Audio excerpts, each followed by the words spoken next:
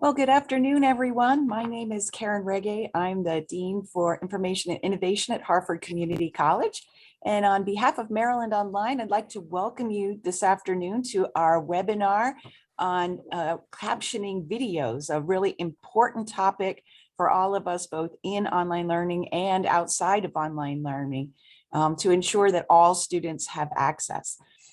Just a quick reminder and housekeeping, if you could remain muted during the presentation, although I believe our guest is going to ask you to open mics at some point and have some discussion, and we'll take questions at the end as well. So again, I would like to welcome Dr. Stephen Crawford as our guest speaker today. He is the District Director of the Maricopa Center for Learning and Innovation at Maricopa Community Colleges in Arizona.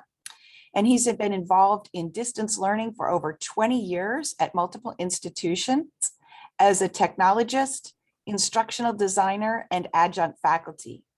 He's authored several chapters and articles on flipped teaching, and you may have caught his webinar back in February here for Maryland Online, which was really excellent. Blended learning and the use of video and multimedia. And in addition, he's a Quality Matters facilitator and a master reviewer. So please give a virtual warm welcome to Dr. Stephen Crawford. Thank you so much. And let me get the slides running, and I'm going to try to keep the chat box running so I can see things as well. And that way, if you have any questions or comments you'd like to ask, I can see them come up. So welcome to the session. And as introduced, I am Stephen Crawford. And if you want to reach me via email or Twitter, there is some of my information for reaching me.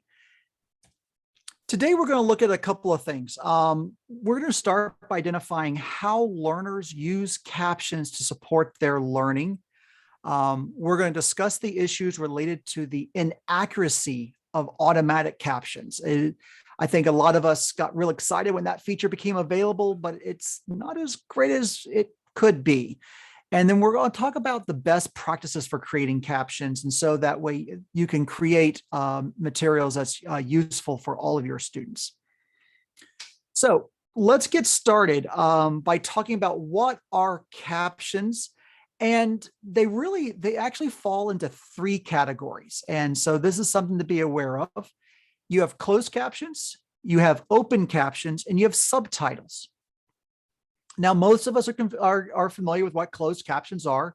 We see the CC button on our television or on YouTube or other video platforms, and that clearly stands for closed captions. And that's where you see the information usually across the bottom of the screen, sometimes at the top, depending on if it's a television or whatnot. And that information is essentially, we often think about it solely as the spoken word that's coming across, but that's not a complete accurate description of captions. And we're going to talk more about that towards the end, but we definitely look at it as what is being spoken as the critical information. So open captions, what the heck are they? Open captions are the exact same thing as closed captions with one exception. You cannot turn them off. So those are the things that are always present. And you're seeing this pop up in a number of applications where they will have the embedded words on the screen and they're there 100% of the time. So the difference between closed captions and open captions, closed captions, you as the individual can turn them on or off, and open captions are always on. So what is a subtitle then? So if you're a Netflix user like I am, or any of the other streaming platforms like HBO Max, et cetera, Disney Plus, you will see that there's often a subtitle option. And those typically subtitles are translations. So if you are watching an English program and you turn on the subtitles in Netflix, technically you're looking at closed captions. But if you're looking at a French program and you turn on the English subtitles, those are subtitles because they're a translation of what's being spoken on the screen. And that is the key difference. So when we start doing translations, that is where a subtitle comes into play. So those are the three types of captions you'll most likely run into. And so that's a really important thing to be aware of, especially if you are dealing with multiple audiences. We are seeing this again. I'm gonna pick on YouTube a lot and on purpose because it's a great platform that has its pluses and minuses. And one of the pluses is that you will see it will translate its auto captions, its live captions into foreign languages, and this can be very helpful for our students who are not English, who speak English as a second language. That way, they can get what's going on in their native language. But again, there's some pluses and minuses to think about here when it comes to the auto side.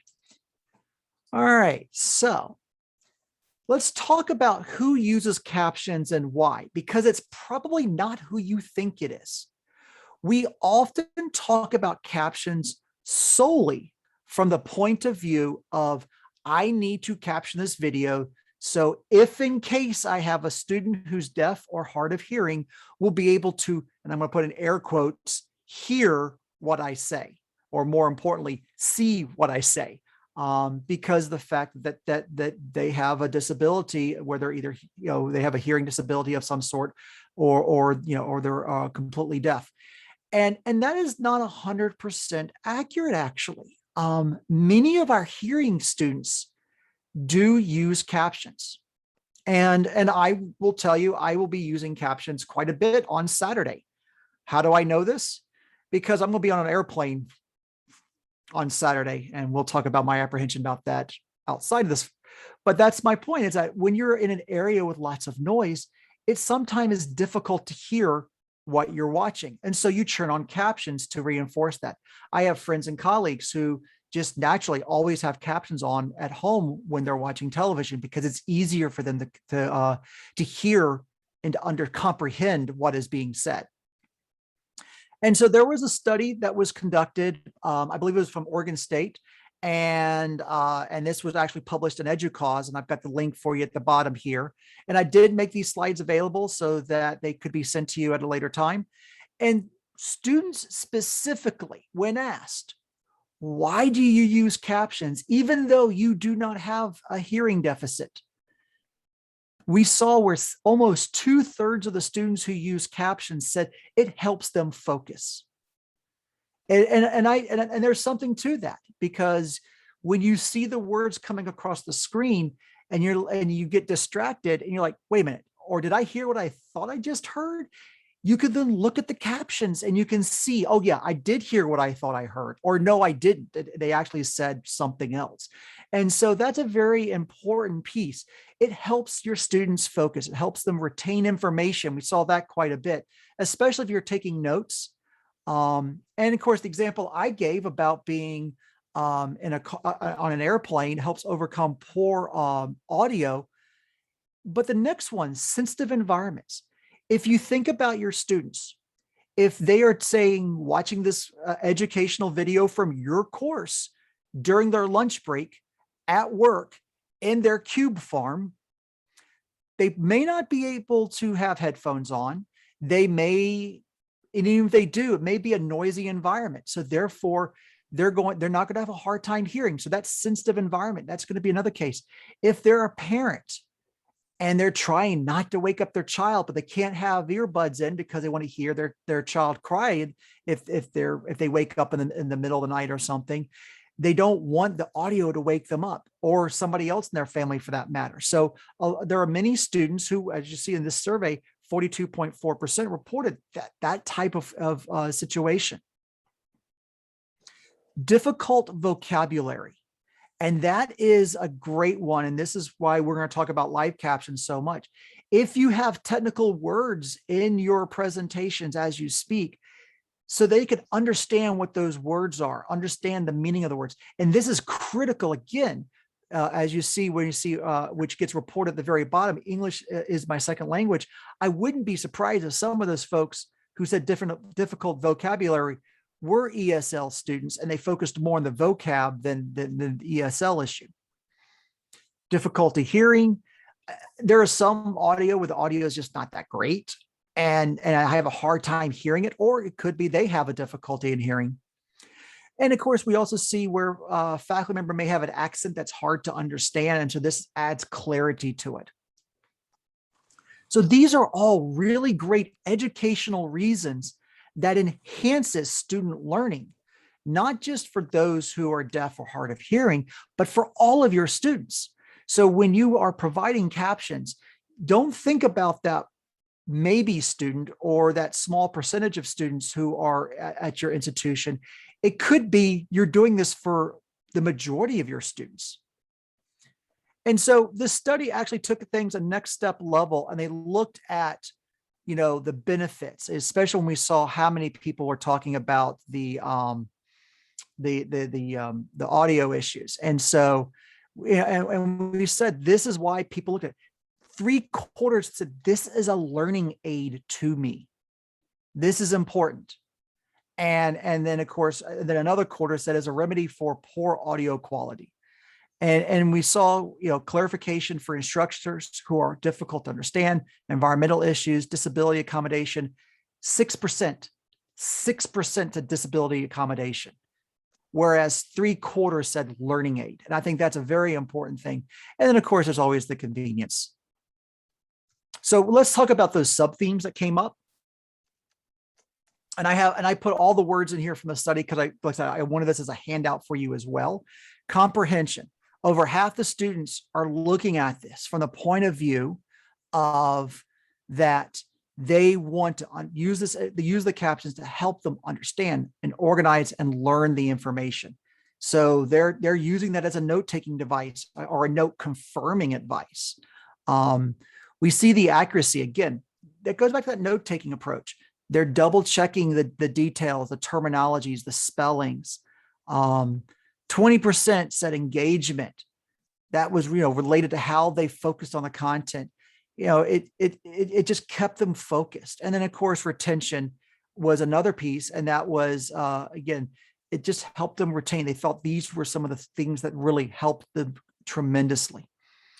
So when you see data like this, what are some of your thoughts about this? Can you think of students who you work with in your classes who captions could be a major assistance to? And go ahead and drop into the chat if you have seen some of these scenarios. If you have seen where students have reported, yes, I use captions, or they've actually told you, have you heard that feedback before?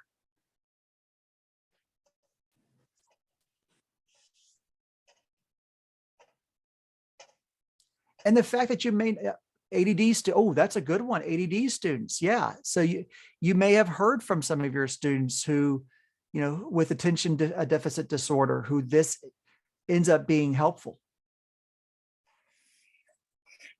And it may be one of those things, this is one of those things we don't talk about enough. We don't talk about how the students just don't mention it because they don't think it's a big deal. And that was something that I remember when I first started diving into this topic, that some of my own staff who worked for me used captions all the time, and I had no clue. And had we not had a conversation, I would have never known that. And one of the things this does remind me of, of the instructional design theory about dual encoding, and if the students are hearing on the the words in the auditory channel and they're seeing the exact same words in the visual channel, it may help them with retention quite a bit more. Yeah, that one works. So let's talk about accuracy. One of the questions I forgot to ask before we got started was, do we have captioning available for this presentation?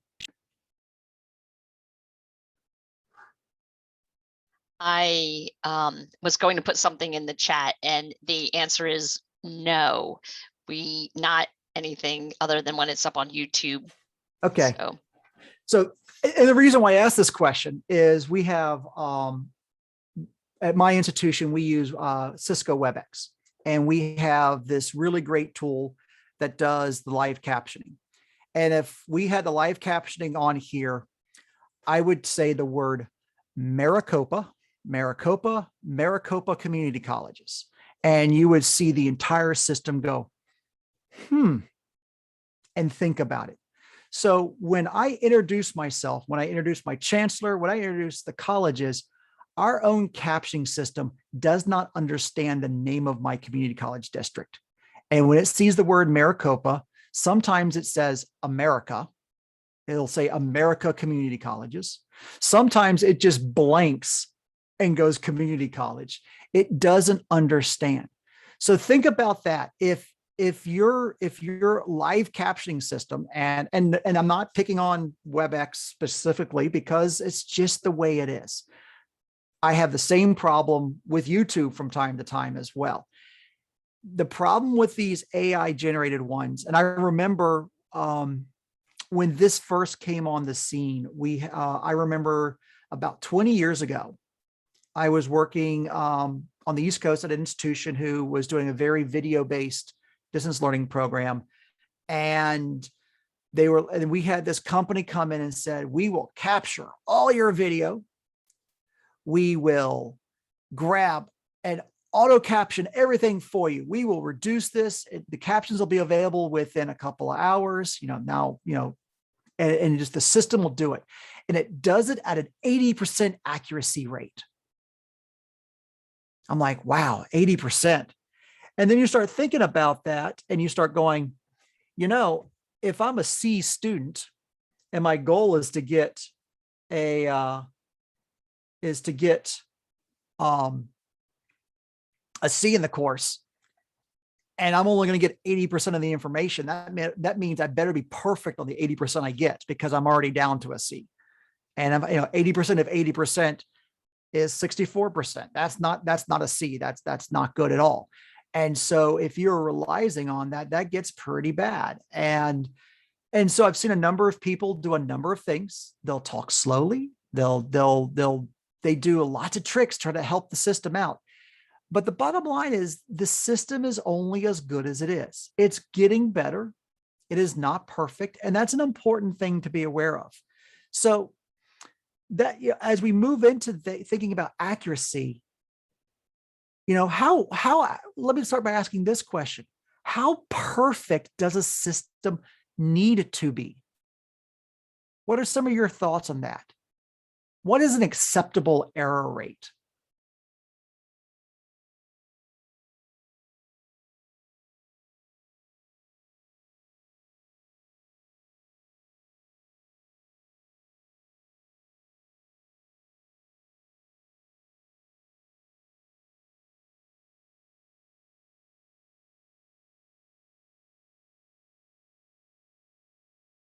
All right, I'm seeing that can interfere with the meaning of what is being said. That's a nice subjective one. I see a little bit more definitive with 95% or better. I love the think of medical terms. I wouldn't want it to get those wrong. Yeah, 75% or better. So there was a really interesting study that I found where they studied Super Bowl 52. And the captions associated with it. And that's where I learned that essentially the error rate that's considered acceptable is a 2% error rate. So as long as you're 98% accurate, that's okay if you're watching television. And so I figured that's a good place to start. That's the best thing we have for a standard. When I hear people saying we have to be 100% accurate the entire time, I'm not even 100% accurate when I speak. I know there's going to be mistakes and errors and such. And so I get a little touchy with that, but 98 is a number I can live with. And so when we talk about accuracy, and we talk about accuracy with television, especially, they start with completeness. And this is where we see additional words added or words omitted. A great example, and I'm going to pull it straight from that study. They were talking, the example they gave was one of the players was subbed in and lined up in the left tackle position, except the words left tackle got left out. So when the announcer said, Harrison's in has entered the play, and then said at left tackle got left out. So if you're relying on the words on the screen because you're in a bar, yeah, you could see the player line up. And if you knew that, you knew that. But if you were a casual football fan, you just knew they came into play. And I was like, okay. And so you missed a piece of information that could be critical depending on what happens next. And then sometimes you'll see words get added in there, which gobbledygook and things like that. That's very often what happens with the news. If you ever watch the news programs, they actually are using the teleprompter. And so they'll actually have the words ad lib show up when they're actually ad libbing and making things up, because that's the secret they use for doing captions for your news program. Watch that, especially a morning news program. Tomorrow morning, when you're watching whatever your local morning shows are, if you are one of those people who watch those, I turn on the captions. And as they end the half hour, there's usually an ad lib section. And a lot of times the caption will just say ad lib. And that's something I got used to seeing a lot in the gym, because as you're in the gym, usually you can't hear the audio and you're going by closed captions. The other thing is correctness. And this comes on because the transcriptionist who's often doing the captions, they may not know all the technical terms. They may not know the words that are being spoken in the context. Yes, we can talk about there, and there. We know that problem in the English language because our students have a hard time trying to figure out which of the three theirs they're supposed to use. But think about, technical terms and stuff like that. And so when they hear some of these words, they may be guessing at what they are. And that's what leads to spelling issues as well. It's like, if you don't know the context of what's being done and what's being shown on screen as a transcriptionist, you may get the spelling wrong as well. And the fourth item, and this pertains pretty much more to transcriptionists, but it does happen with some of the live captioning, is latency. And I've seen this again, where with my example of saying my district's name, is that it will stall out everything I've said and hold up and then try to figure things out from context. And so now those words are coming up much later than when I said them. And that latency can sometimes be, multiple seconds. And if you have something on screen that is timely and the words show up 3 seconds later, that can be very detrimental to the students.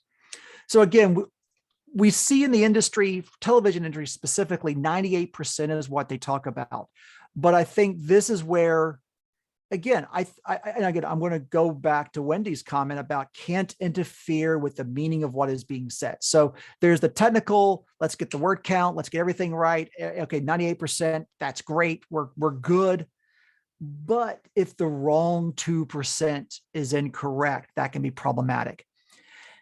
So there was a great Chinese study where they took 20 keynote speaker or commencement speakers from the United States, from major research universities, major professional speakers, like former first ladies and presidents, Hollywood actors, CEOs. We're talking big names here. And the error rate, what was messed up more often than not? And more often than not, nouns and verbs were your problems. And if you think about that from a teaching standpoint, especially, and I'm going to come back to that medical term, if the noun is an error and your student is relying on that noun, that's a problem. And so when you look at things, and this is one of those things where if you can fix all the nouns and all the verbs, you have literally fixed half your problems. And that's a good way. And this is coming from, and this is an analysis of live captions from YouTube specifically.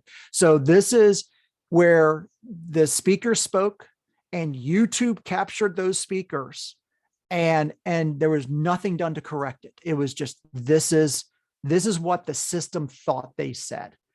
And so that's a really important piece to be aware of.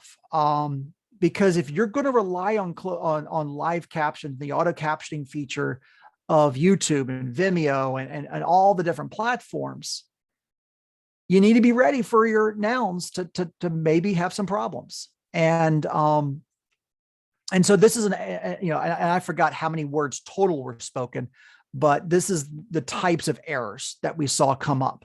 And so, so like I said, almost a third of the errors were nouns. So that means your name could be, obviously the subject of what you're talking about. Those things are very important to keep in mind when you are thinking about how does these errors affect my students.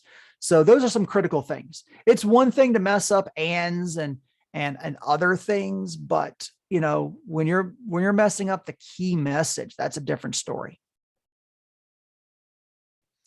So let's talk about improving the captions in YouTube.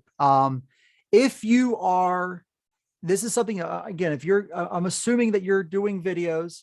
And so, so let's think about how you can do this. So are there any of the good folks in the session right now? Are you doing anything how are you doing captions in your systems right now? Are you relying on the auto captions, or are you doing something more than that? Let me ask that question.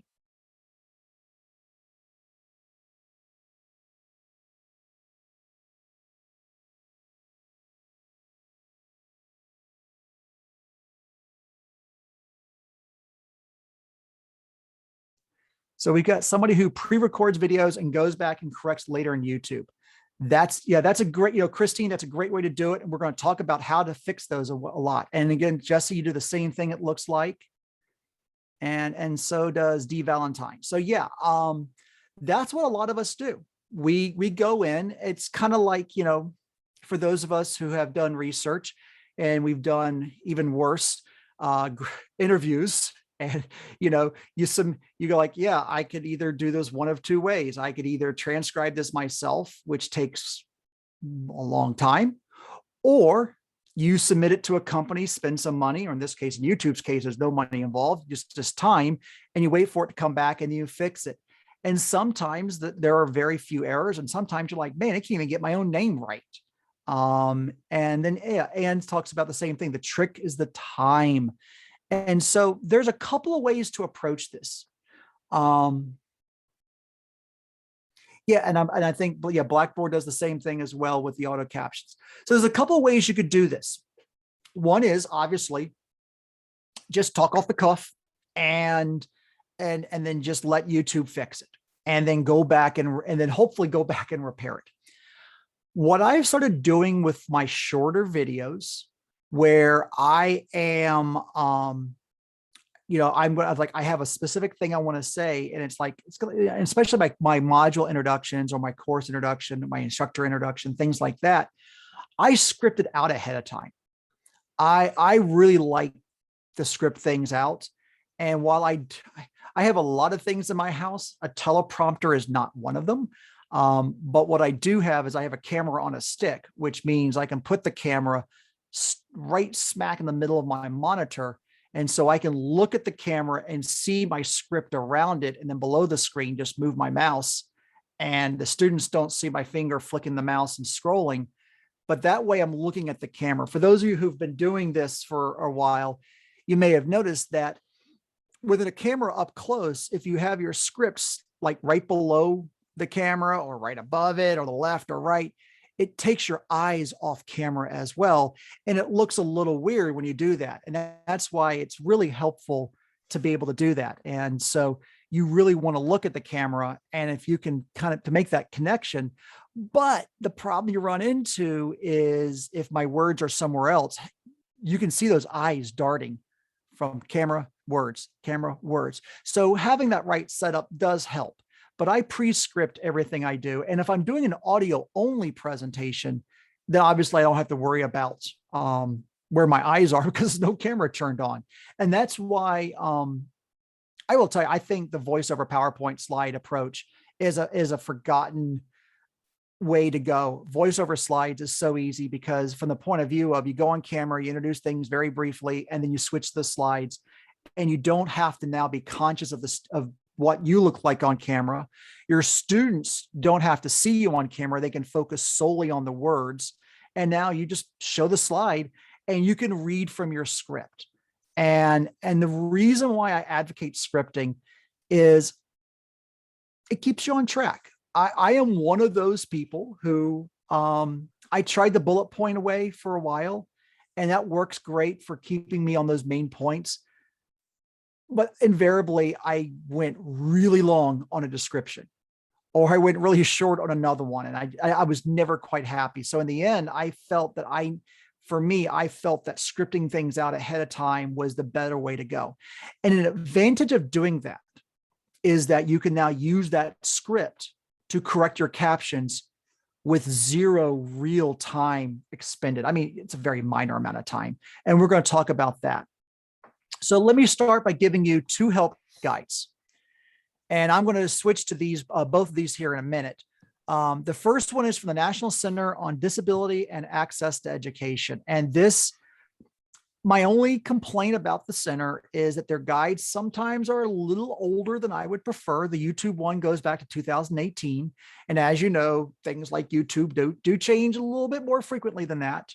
But if you did go back into their cheat sheet resources, you will find some great information on how to make your Word documents more accessible, how to make other your PowerPoint more accessible, other things like that.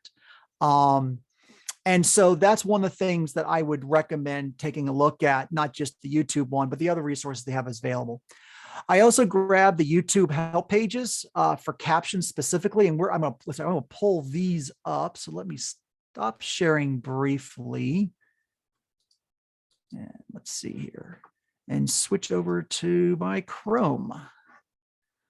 Okay, so this is the YouTube site that I was telling you about from the National Center on Disability and Access to Education.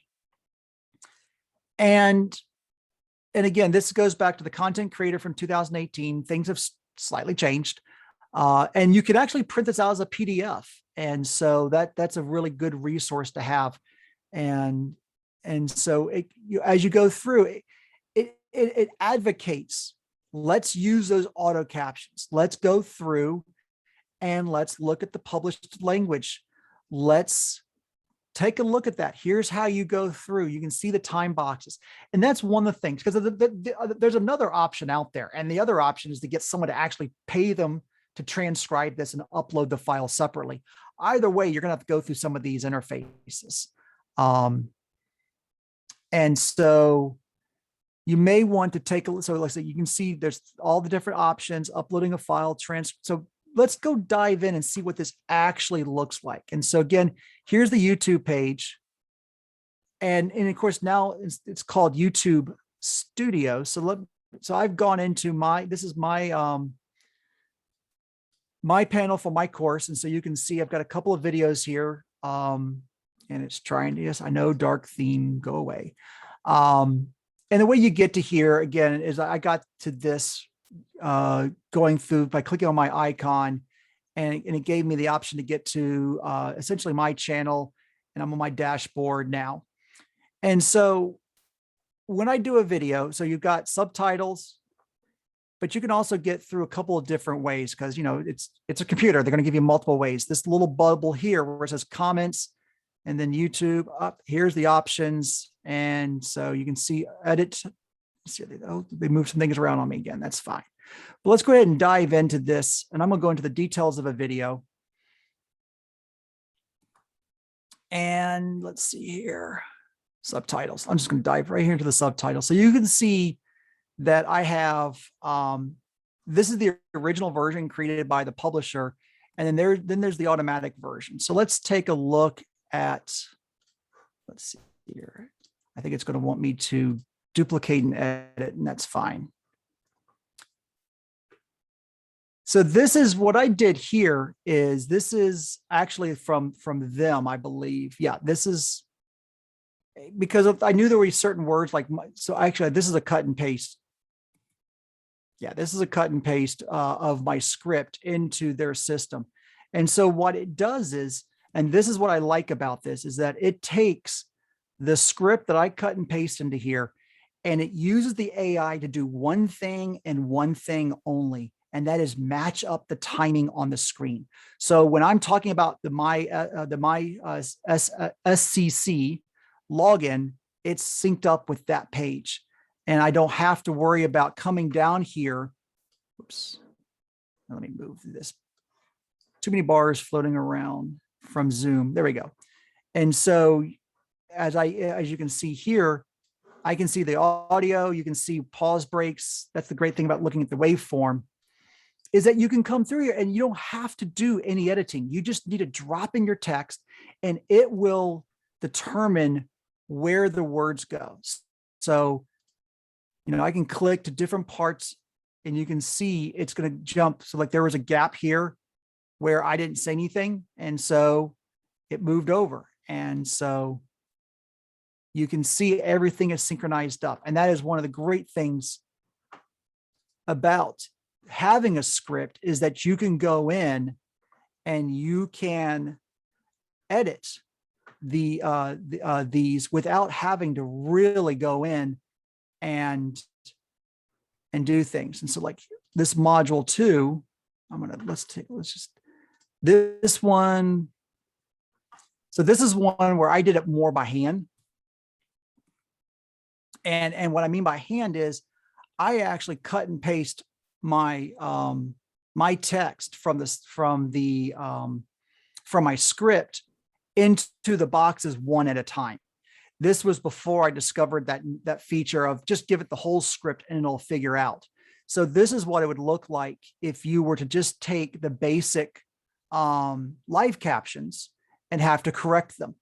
And again, you're not going to get a lot of the punctuation. You're not going to get a lot of the capitalization. That's one of the criticisms you hear in the deaf and hard of hearing communities, is that there are grammar problems that those, especially those who grew up deaf and hard of hearing, because of the captions, they don't see proper English with all the punctuation in place. It's not until they see printed books and they're taught in a class the difference between the two. And so that was something I was working with someone a number of years ago who was kind of explaining that to me.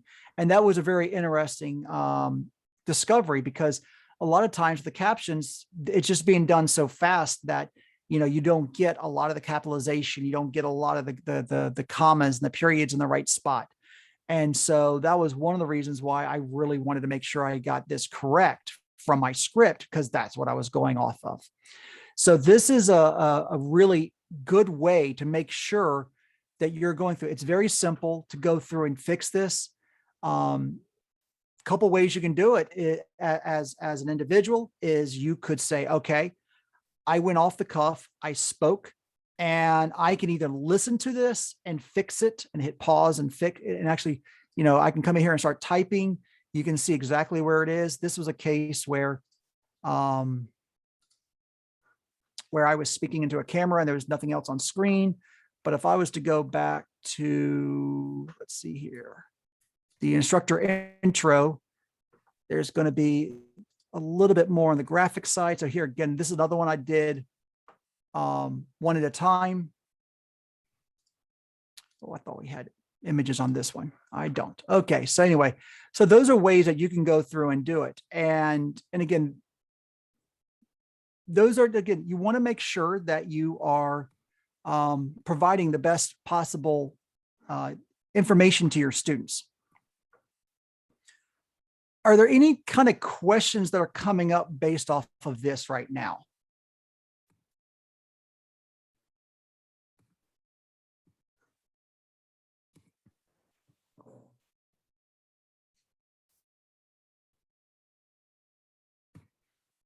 For those who have done captions in YouTube, does your script trump YouTube's? And the answer is yes, it does. And the reason why it trumps YouTube is if I've actually read my script word for word, which is probably going to be accurate about 99% of the time. Every so often, I may change words around in my head because it reads and speaks differently despite reading it a couple of times. It will be accurate. The only thing that my script is doing once YouTube accepts it is just getting the timing right. That's all it's doing. The words are going to be what I said they were, not what the artificial intelligence of the system thinks they are. So that's the number one advantage right there. And if you were to use to use another company, let's say like rev.com or any of the other companies that are out there, and if I hit add button, you can see I can type manually, I can upload a file, and I can auto sync. And so, uploading a file is the trick, because, it's with timing or without timing. If you've got the timing, that probably means you have a company like Rev or these other companies that are out there that a lot of institutions have subscriptions to, and they're going to send you a special file back with the time codes embedded. Even then, you're going to want to check them. Like I said, it's like a researcher reviewing an interview. If you have somebody else do the transcription for you, you're going to want to double check it to make sure that they understand those key words, especially if you have technical words in there where spelling can be an issue and they're critical for your student success. Because I often cut and, like I said, this can come from, I can take a text file, and that's what happens is you take a Word doc, save it to text, and from there. And the question about, are you using a speech text application to create your script and then uploading that script onto YouTube video? I am not doing that. I know that I can do that with my Mac because it's all built in, but the problem with the speech to text application is the same problem you're going to have with live captions that are built into YouTube. And that is, it's what the AI thinks you said as opposed to what you actually said. So you're still going to need to edit and fix it. If I did use a speech to text application, and let's say I have one of the purchased ones, and I've tuned it to match my voice, and I've tuned it to flag certain words because it's like, hey, these are technical words, so it's easier for me to edit. Then yes, I'm going to probably use that, export that as a text file, and then import that into YouTube using, without timing, as you see here on screen, so that it can then take that information and then just match things up timing wise. Again, that's what it really comes down to. Listen, if I let YouTube is really good at the timing side because it knows what words are being spoken. It doesn't know, again, it comes down to, if I know the words are accurate, now it's about the timing, and the timing is going to be pretty darn close, and they'll get that right.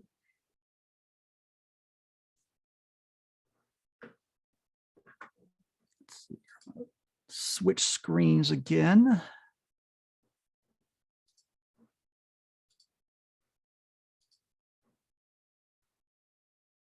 Let me get the chat back. There we go. All right. So one of the things that, how about if we have to caption a video with no script? And that happens a lot. And again, because, one of my favorite examples living here in Arizona is, I keep telling the geology faculty, you got a big hole that has lots of cool rock layers in it. Why the heck do you not take you take your iPhone camera with you and lecture in front of a rock wall at the Grand Canyon? I mean, you could literally highlight different layers of sediment and talk about what they mean. I mean, there's some great opportunities. Are you going to script that field video? I would love to say yes, but even if you did, you're not going to have, unless you have a teleprompter and you have a crew who's coming down there with you, which gets the attention of the National Park Service, and they're going to ask you, what are you doing filming without a permit? I mean, that just, it becomes difficult. So yeah, there's going to be lots of opportunities where you're not going to be filming without a script. When I'm filming without a script, that's where I accept the fact that I'm probably going to have to rely on YouTube's live captions to get it in that 80 to 95% range, depending on how well it's being with the words I'm using. And I'm going to have to spend time correcting it. And that's the trade-off. The trade-off is, and someone, in fact, I want to make sure I call out the name correctly, because they said, yeah, Anne said that, tell them that the trick being time. I'm obviously paraphrasing her on what she exactly said, but that's the trick.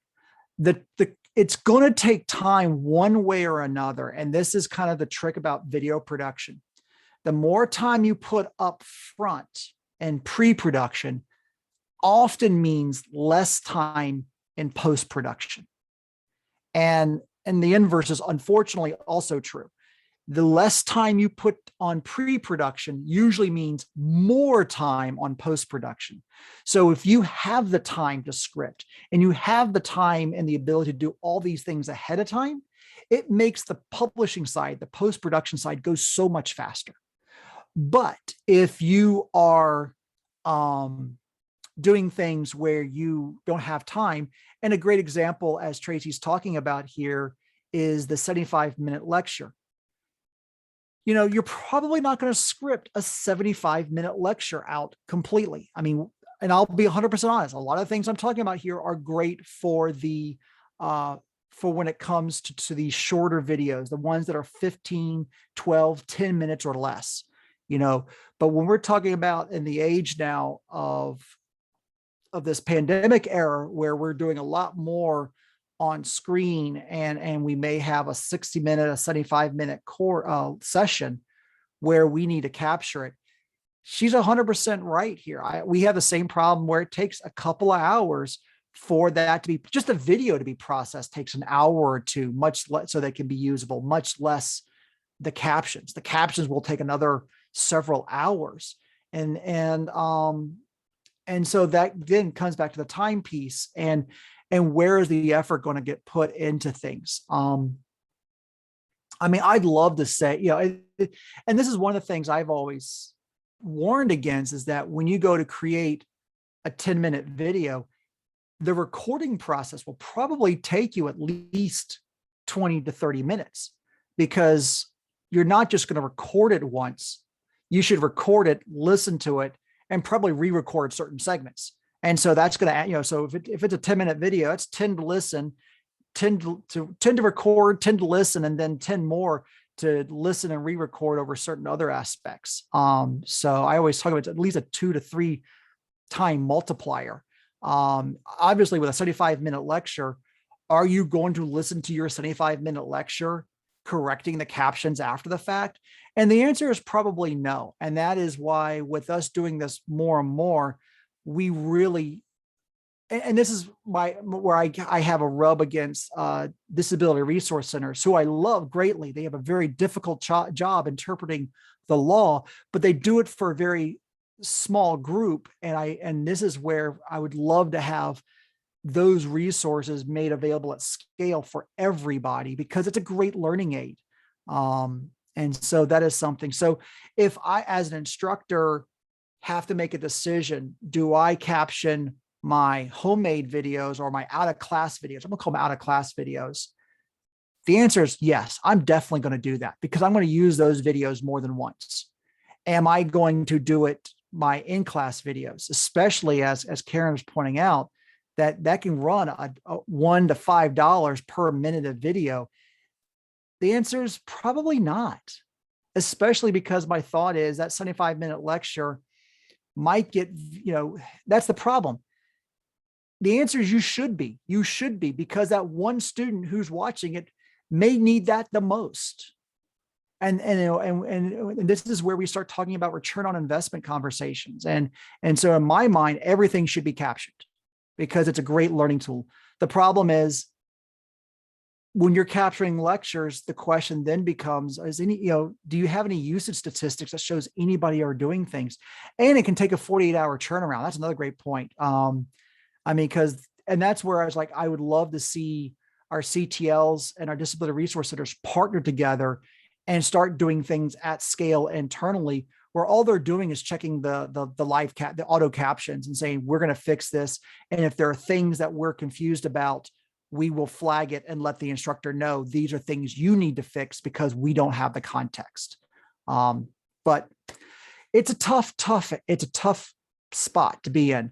And so when I think about this from a fully online asynchronous course, my thought is, yes, caption everything. Because if you're doing 75-minute long videos in an online asynchronous course, we probably should have some other conversations about what are the goals of the video and what are you doing? And if you're going to be using that video over and over and over again, then yes, it's worth the investment. But if it's a classroom recording that you're going to use for that semester and for that one section, that's a different story that I think is a very interesting one. And I'm not sure I have the right answer for. Because here's the other thing we haven't talked about. And this has become a very big problem with the streaming services and movie theaters.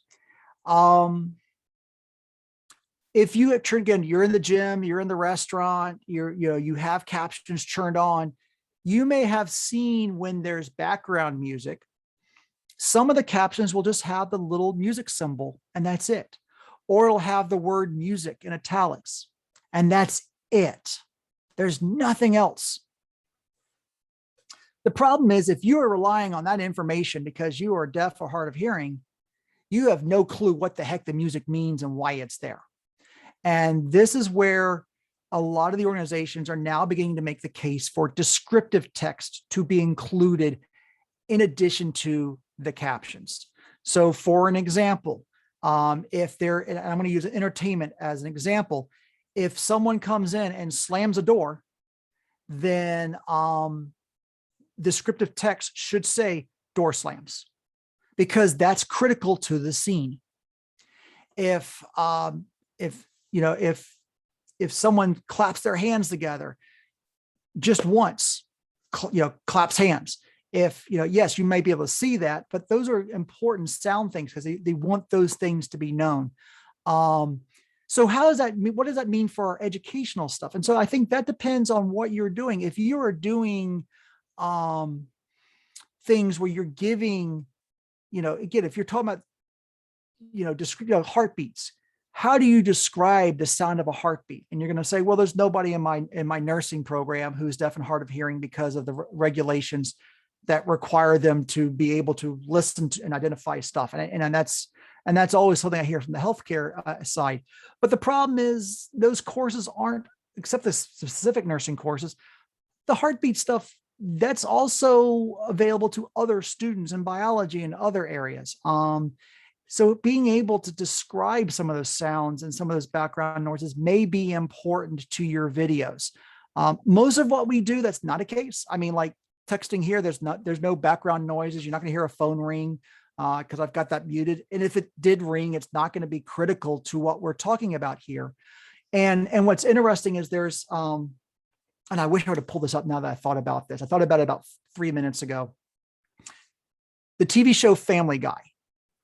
They gave an example of that TV show with one single scene from the same episode 3 times.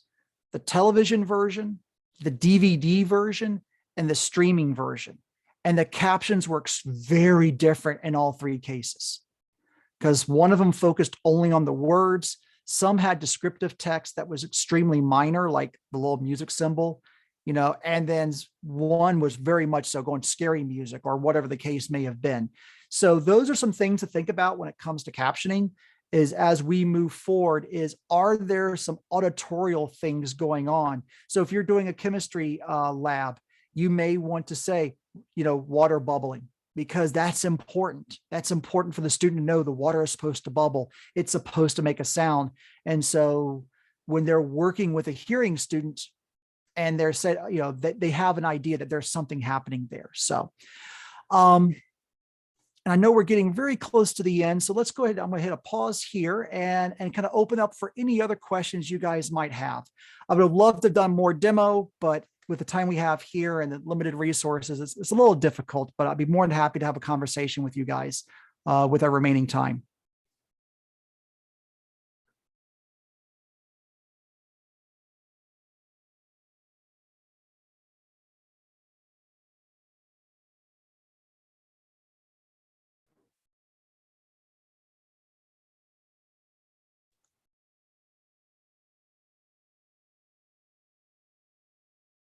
And you guys did ask some great questions. Any tools inexpensive that you recommend besides YouTube's built-in?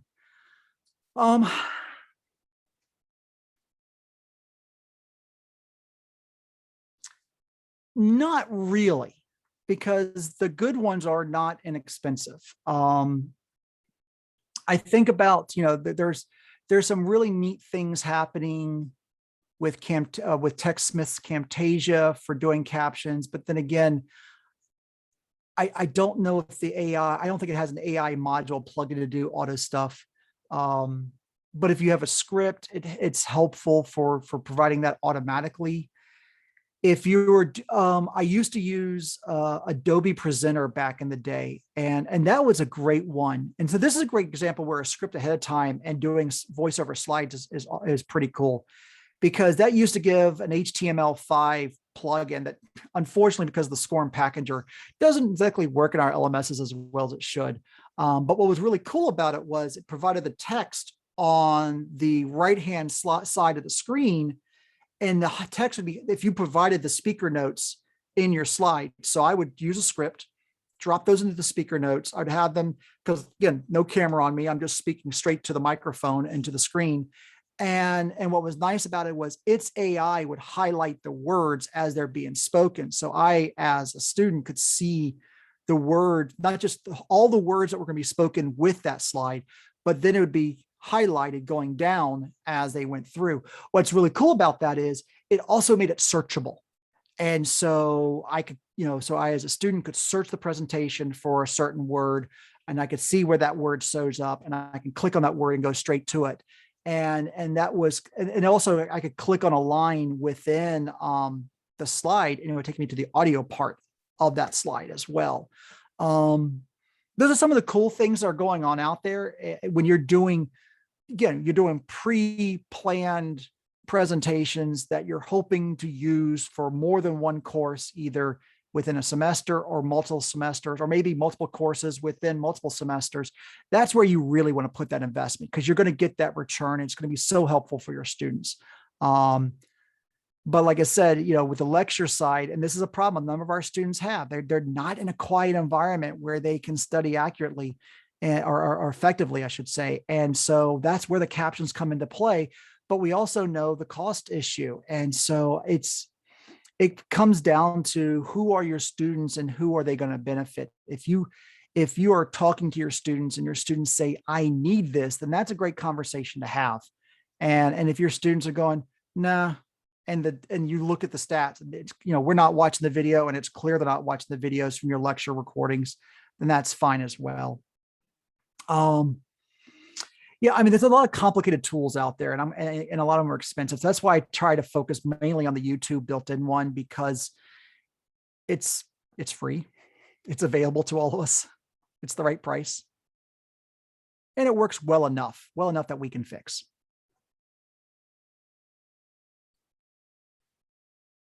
Any other questions or comments?